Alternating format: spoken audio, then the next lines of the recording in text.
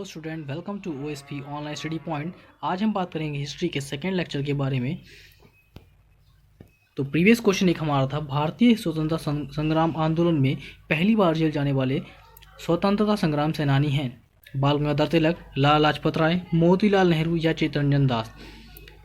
इसका आंसर है बाल गंगाधर तिलक। जी हाँ, बाल गंगाधर तिलक थे पहली बार स्वतंत्रता संग्राम आंदोलन में जेल गए थे।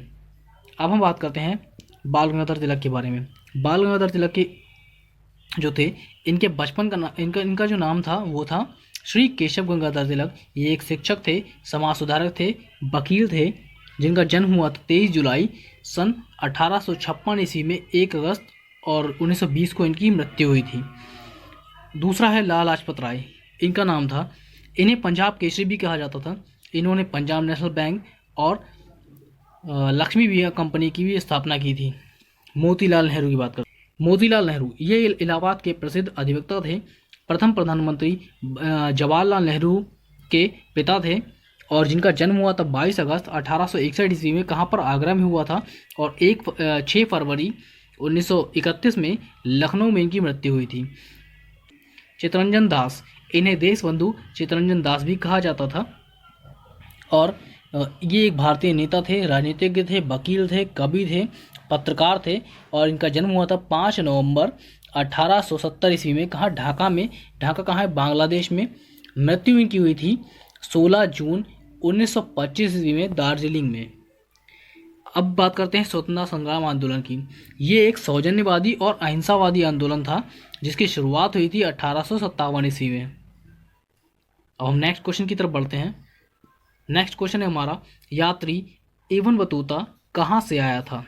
मोरस्को अफ्रीका, फारस, तुर्की या मध्य एशिया से? तो इब्न बतूता आया था मोरस्को अफ्रीका से। मोरस्को अफ्रीका जो पड़ता है आर्कटिक ओशन के पास, ठीक है।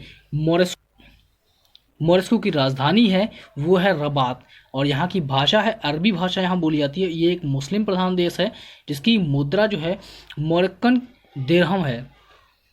अब बात करते हैं हमारे नेक्स्ट क्वेश्चन की। कुतुब मीनार का कार्य किसने पूरा कराया था? किसने पूरा कराया था? ध्यान रखिए, क्वेश्चन किसने पूरा कराया था, क्योंकि बनवाने में तो 3 लोगों का हाथ था, यानी 3 लोगों ने बनवाया था एक के बाद एक, जिनकी मृत्यु होती गई। तो कुतुबुद्दीन ऐबक ने, अलाउद्दीन खिलजी ने, इल्तुतमिश ने या गयासुद्दीन तुगलक ने? ये बनवाया था इल्तुतमिश ने। जी हाँ, इसका जो आधार था, आधार इसका जो है वो बनवाया था कुतुबुद्दीन ऐबक ने। और उसके बाद जो ऊपर के जो 3 खंड हैं, ऊपर के ये 3 खंड ये बनवाए थे इल्तुतमिश ने और इसका जो लास्ट खंड है वो बनवाया था फिरोज शाह तुगलक ने। और एक और बात ध्यान रखिएगा इसके बारे में, ये वेधशाला को तोड़कर बनवाया गया था, ठीक है। पहले यहाँ पहले जो कुतुब मीनार में वेधशाला हुआ करती थी उसको तोड़कर ही बनवाया था। दूसरा क्वेश्चन है, निम्न में से इक्ता प्रणाली, इक्कादारी जो प्रथा थी वो किसने चलाई? फिरोज शाह तुगलक ने, बलबन, कुतुबुद्दीन ऐबक या इल्तुतमिश? तो ये चलाई थी इल्तुतमिश ने। अगला क्वेश्चन है हमारा, मूल नियंत्रक प्रणाली, भारतीय इतिहास में मूल नियंत्रक प्रणाली की शुरुआत किसने की थी? शेर शाह सूरी, मोहम्मद बिन तुगलक, फिरोज तुगलक, अलाउद्दीन खिलजी? तो ये स्टार्ट की थी अलाउद्दीन खिलजी ने। अलाउद्दीन खिलजी की अगर हम बात करें तो ये खिलजी वंश का दूसरा शासक था जिसका जन्म हुआ था बंगाल में 1266 ईस्वी में और इसकी मृत्यु हुई थी 1316 ईस्वी में। कहाँ? दिल्ली में।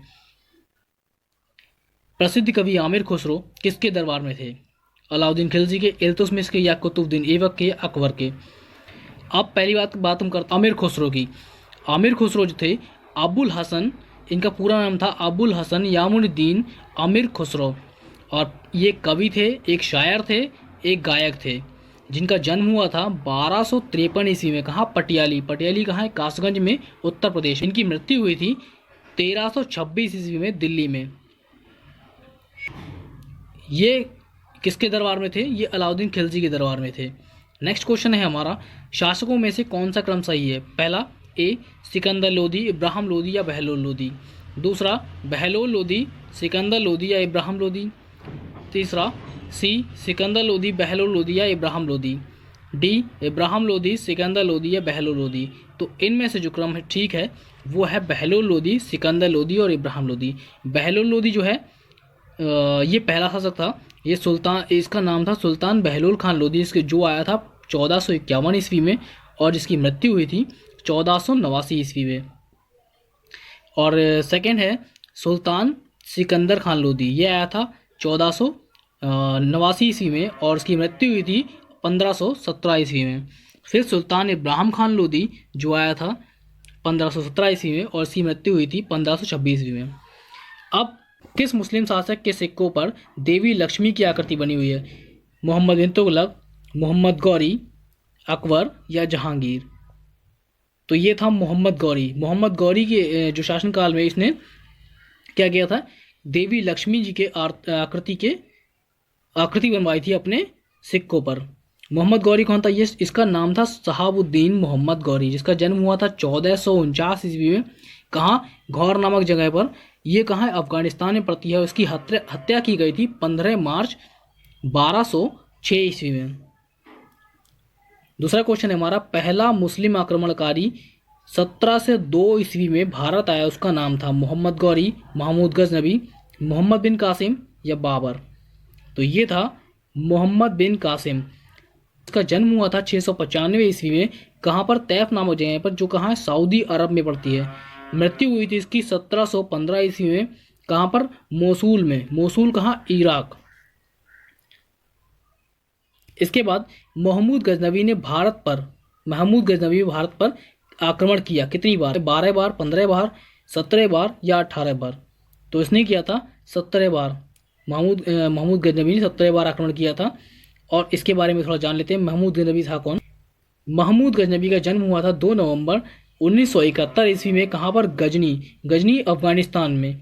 इसका मूल कार्य क्या था? ये काम क्या किया करता था? ये सिर्फ हिंदुओं के मंदिरों पर लूट करता था, उन पर आक्रमण करता था। और हिंदुओं, इसका मेन मकसद यही था, यानी जो मेन कारण था उसका, वो इस कारण से करता था ताकि वो हिंदुओं को कमज़ोर कर सके और उस पर अपनी सत्ता जमा सके। एक और लास्ट क्वेश्चन, महमूद गजनवी के सभी आक्रमणों में सर्वाधिक महत्वपूर्ण आक्रमण कौन सा था? नारायणपुर पर आक्रमण, मुल्तान भटिंडा पर आक्रमण, कलिंजर पर आक्रमण, सोमनाथ मंदिर पर आक्रमण? तो इनमें से जो मेन इंपॉर्टेंट था, जो सबसे ज़्यादा महत्वपूर्ण था, वो था सोमनाथ मंदिर पर आक्रमण। इसमें इन्होंने क्या किया था? इसमें इसने पूरी तरीके से सोमनाथ मंदिर को ध्वस्त कर दिया था और बहुत ज़्यादा मतलब क्षति पहुंचाई थी और उसका सारा धन जो था, संपत्ति थी, वो लूट कर ले गया था। ये लास्ट क्वेश्चन मैंने आपके लिए रखा हुआ है, जिसका आपको सेल्फ से आंसर देना है, यानी खुद से ही आंसर देना है, जो है अल बेरूनी किसके शासनकाल में इतिहासकार था? इसका आंसर आप ढूंढिए और कमेंट बॉक्स में ज़रूर दीजिएगा। और उसके साथ ही thanks for watching, thanks for being with OSP. Stay home, stay safe and stay educated with OSP. Thank you.